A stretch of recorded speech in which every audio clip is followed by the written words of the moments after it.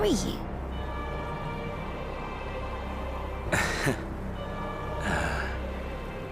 I will remain. As a man, I will oppose the oblivion you bring. Silly fool. Had you said yes, I would have granted you the gentlest end.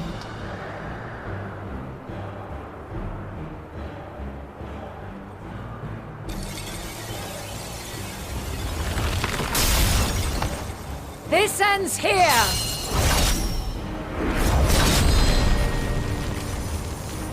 Fly, Meteion!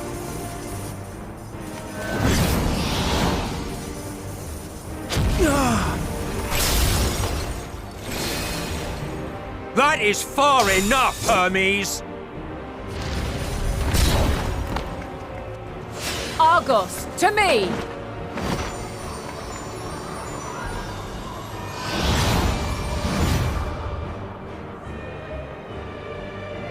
First process complete. 2 remaining to execution of memory reconfiguration. As if we needed more pressure. No matter what, you cannot forget what happened today. For it is the key to saving your future. Your world. This fight is our fight. What comes after, our problem to contend with. Not yours. No. Your own struggle awaits. And no one else can take your place. You must flee this place with your memories intact. And I will see that you do. Now then, where is it? There you are, my little confluence.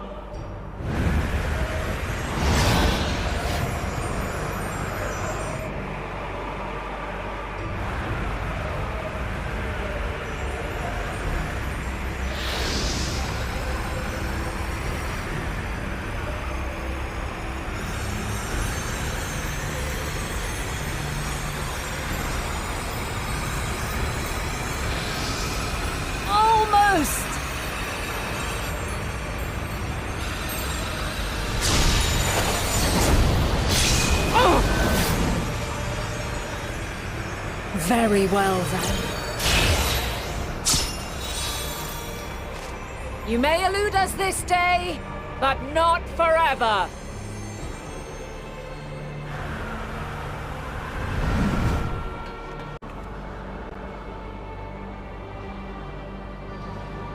Meteion's gotten away. Second process complete. 1 remaining to execution. Ugh. No time for brooding. Listen well.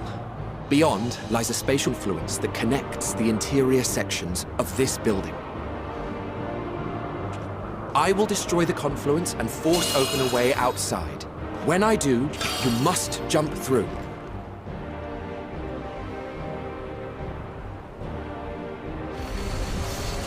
I cannot tell you how sorry I am.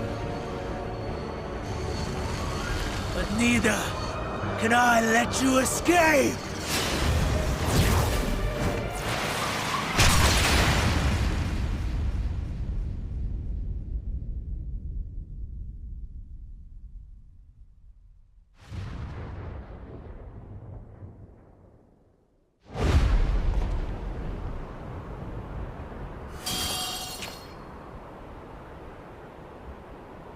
Too brave by half.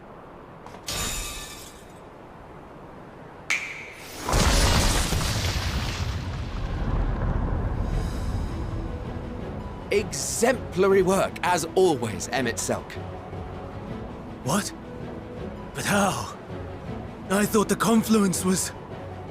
over... Over there? Yes. We were rather hoping you would. It was never anywhere but where it is now. The instant those two began making their way towards nothing, 'twas clear the plan was a diversion. I'm quite incapable of destroying a confluence, I must confess. A gambit brazen beyond words. Though we've grown accustomed to reckless improvision due to the antics of an incorrigible associate. Though, in the case of certain present company, incorrigible is an understatement. Honestly, I'm beginning to suspect it's a requirement for every Azen.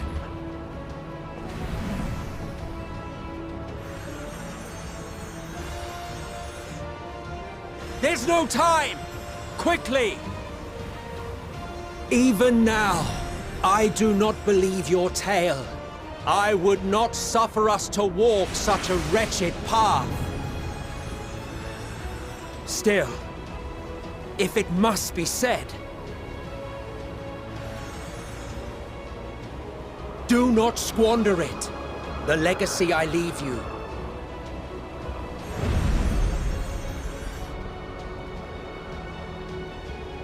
Final process complete. Executing universal memory alteration.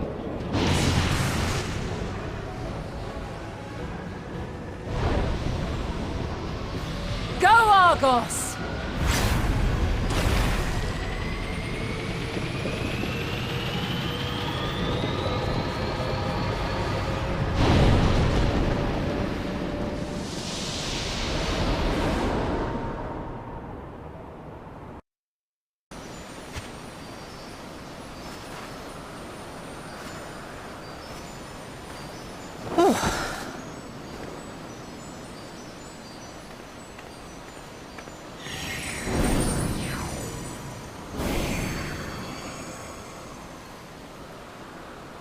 I'm fine. Just a little tired.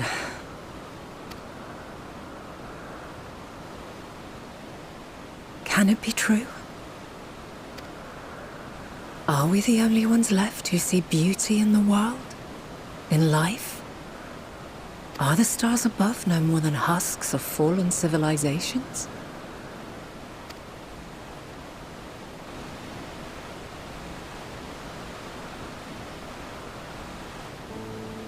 And yet, I feel her. Though she is unimaginably distant, I feel Meteion's presence, and the place where to we must go. Ere she made good her escape, I placed an enchantment upon her, one which allows us to follow her trail. She has already left the outermost bounds of Aetheris, and continues on her way. Given the vastness of the universe, it will still be no easy feat to track her down.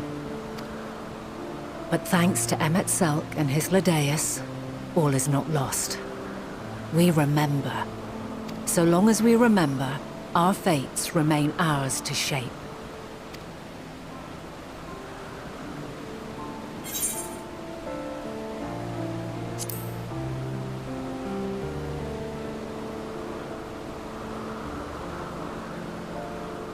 I'd like to know too.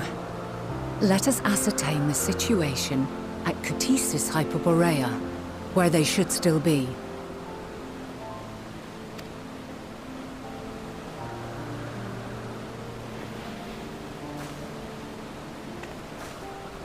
Given the likely state of their memories, however, it would be imprudent for us to approach them directly. In which case...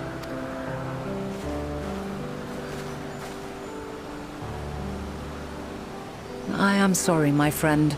I've asked much of you this day. But may I trouble you one last time?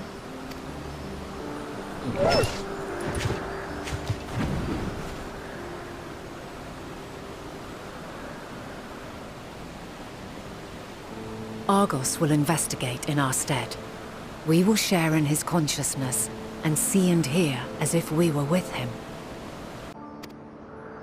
Unharmed? There is a gaping hole in my memories. I can scarcely remember arriving here in Elpis. Forgive me. I was preparing to demonstrate the functionality of Kairos to our guests. But Meteion, her shared consciousness became unstable. And she... So, that's what prompted the state of alert.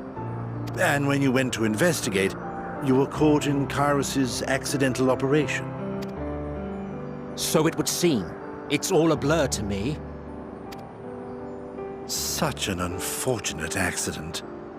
Oh, and what of Venar and your other companion? You went inside together, as I recall. We did? If Venar was with us, I have no recollection of it. But that there is her familiar, is it not? The fellow seems happy enough, so I think it's safe to assume his mistress is well.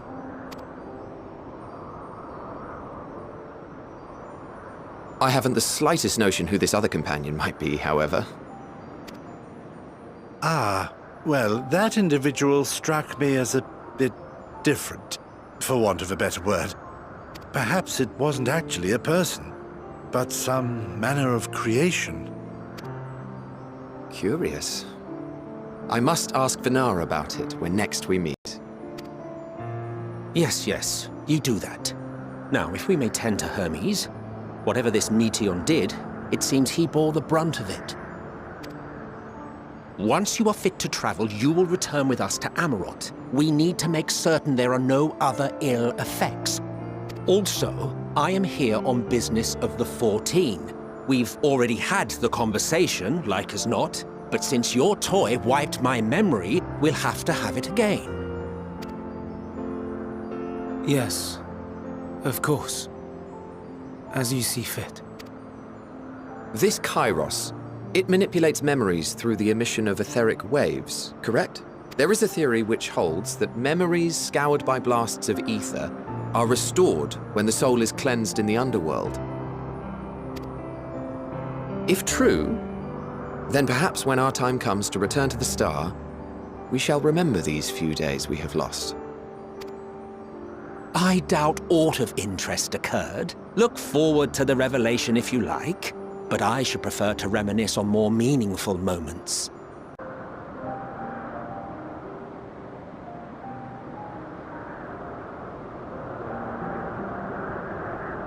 So, it is within. The portal that brought you hither, and will take you home.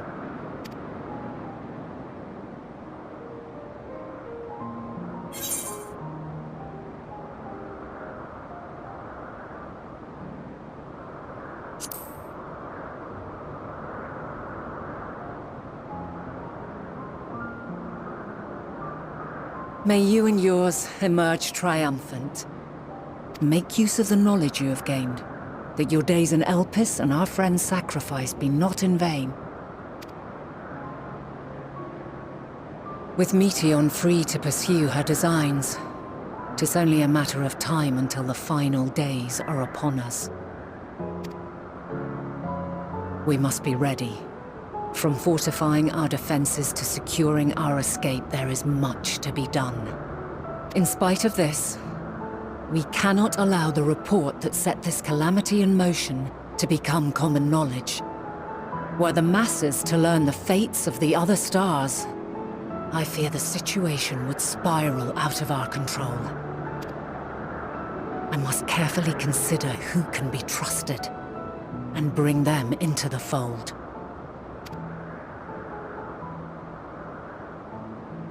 Ordinarily, I wouldn't hesitate to call upon the 14. However, it was the desire for a fair determination that drove Hermes to attempt to erase our memories. Were he made aware of his actions, there is no telling whether he would remain a friend or become a foe. Alternately, we might try to alienate him from the convocation. Yet in doing so, we would deprive ourselves of a brilliant mind who would be invaluable in the crises to come. Quite the dilemma. Which is why I must work independently of the Convocation. Regardless of how we proceed, if we are to permanently avert the final days, we must be equal to Hermes' challenge. We must prove that mankind is worthy to exist. And this hinges, I think, on how we confront the all-consuming despair that accompanies a senseless and seemingly inevitable end. Bewildered and divided, we would perish like the peoples of those celestial ruins.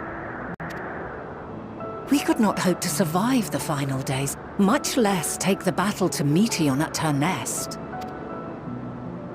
We must find a way to defeat despair, to unite and prepare as many as possible for the struggle ahead.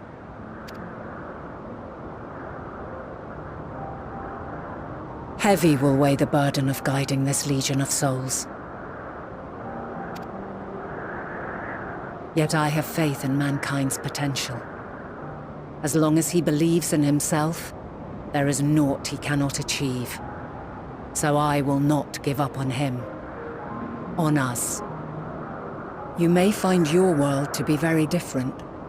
Or perhaps the erasure of our friends' memories has sown the seeds of a conjunction between us. We cannot know until the moment is at hand. So shall I strive to do my best, taking naught for granted as I walk my path. And I pray you walk with me to the end. As you move forward, so too will I, as will all, resolved to fight for the morrow. And when mankind has found the strength to stand against despair, we shall silence the song of oblivion. She who sings it will learn our journey is far from over. This I promise.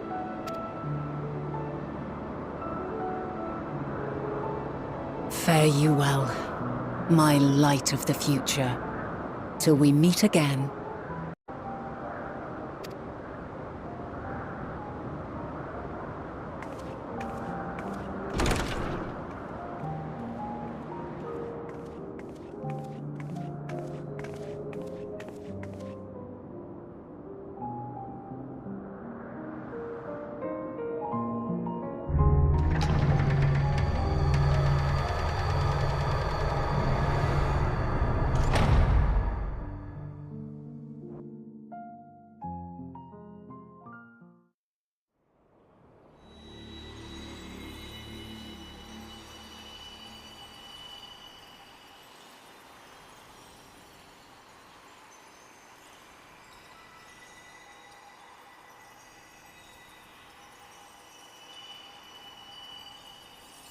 From this day forth, I shall strive to bring honor to the seat of Vandania.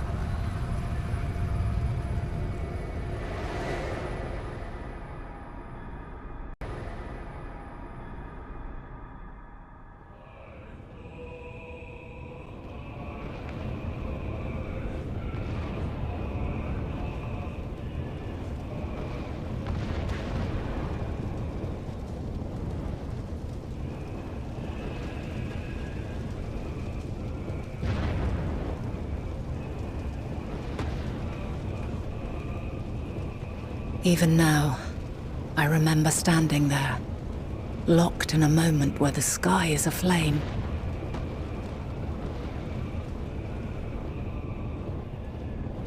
Where stars fall as tears, and screams darken the seas. Where resignation rots the trees.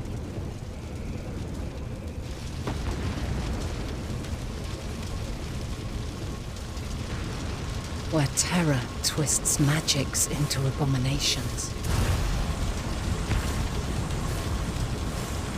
Such is the lament of they who have gone before.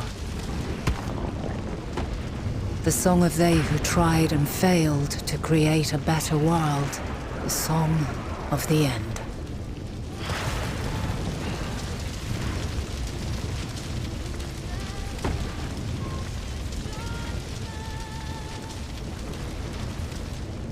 That which hides at the edge of the universe is no longer Hope's creation.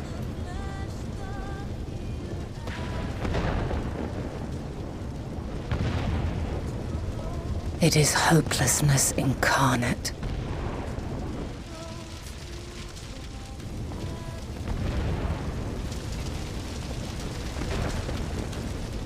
That day, mankind saw half of its number sacrificed to bring forth Zodiark.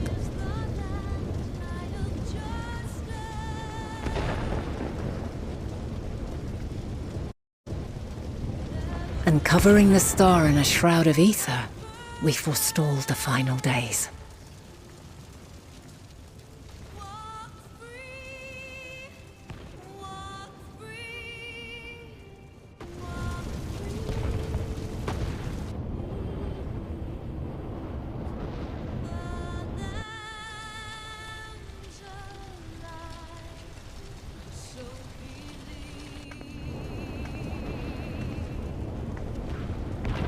Yet the cries echoed still.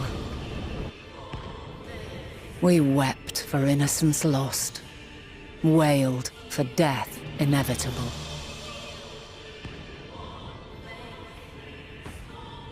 A reality too terrible to bear.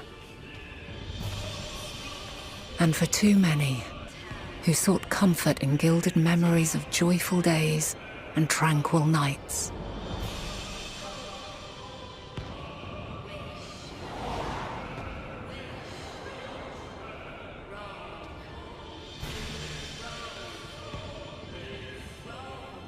This is all wrong! Why must we suffer so? It needn't be like this. No. There must be a way to restore things to the way they were. To reclaim the perfect paradise we once had. No, my friends. Suffering exists, and we cannot pretend otherwise. No civilization, however great, could eliminate it. If we would live, we must accept it as our constant companion. Let us not seek to forget this tragedy. Let us carry it in our hearts, that we may grow stronger and know true happiness. We can't accept it! We won't accept it! It will be ours again! A world free of sorrow! No, it will not. For there has ever been sorrow. Mankind was but spared its biting sting for a time. So please, open your eyes. To try and reclaim those lives we lost by sacrificing yet more isn't wisdom. It's weakness. No paradise is without its shadows. If we cannot accept this truth and learn from our pain, then our plight shall be repeated.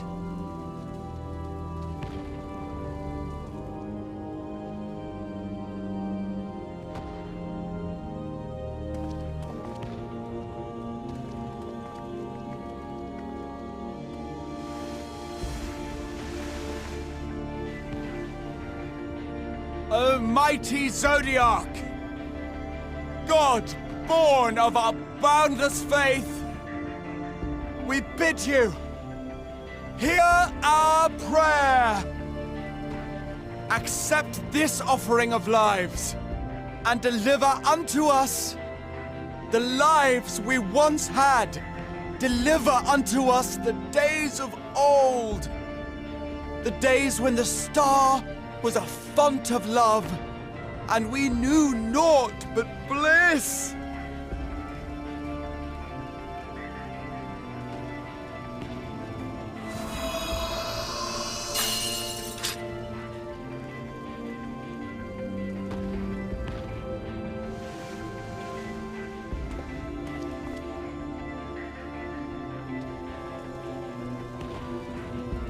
You would destroy it? Our beautiful world?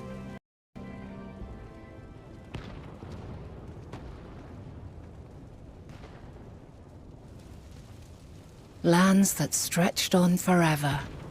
Skies one could drown in. The heartbeat of nature, silent yet strong. And amidst it all, a people. Beacons of light and life. Laughter that warmed my heart like naught else before. They are my meaning and my purpose. My love. In spite of, or perhaps because of this, I choose to believe in mankind's potential, in his ability to find a way forward. So let there be no way back. From that temptation, I sunder us. No more shall man have wings to bear him to paradise. Henceforth, he shall walk.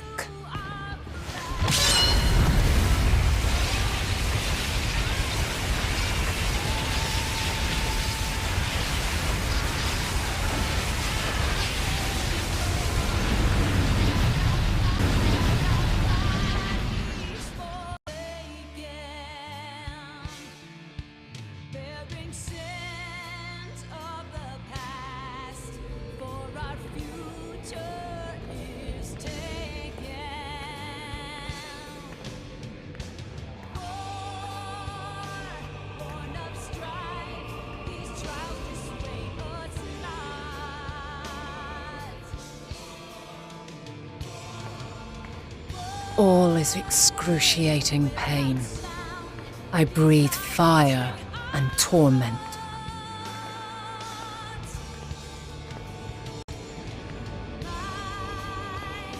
I birth a world of suffering to mire and plague.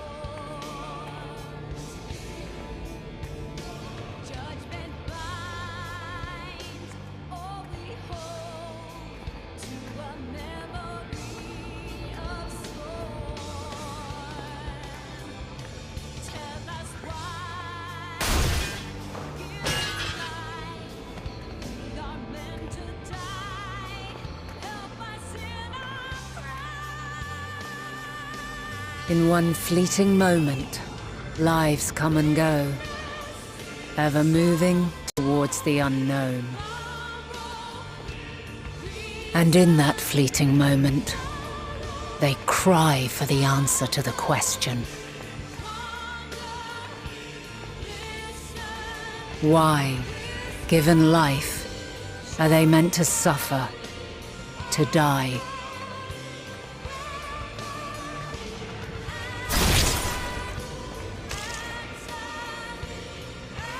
As fragmented, imperfect beings, yours is a never-ending quest.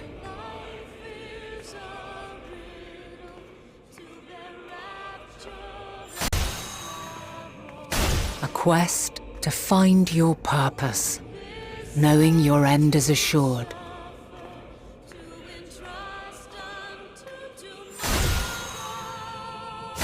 To find the strength to continue when all strength has left you.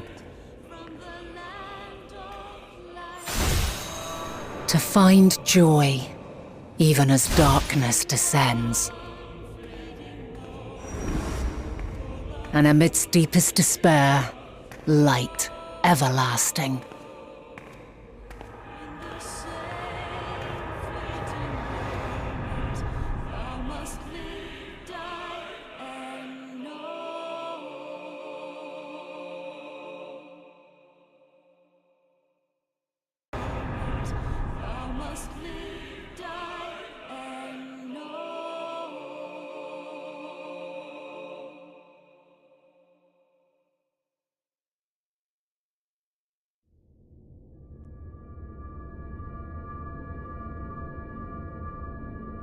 A conjunction has begun to form, an intertwining of your time and mine.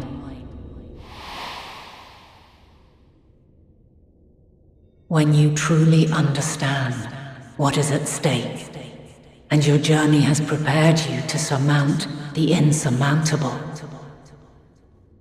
then shall I honor the promise made in another time, another age.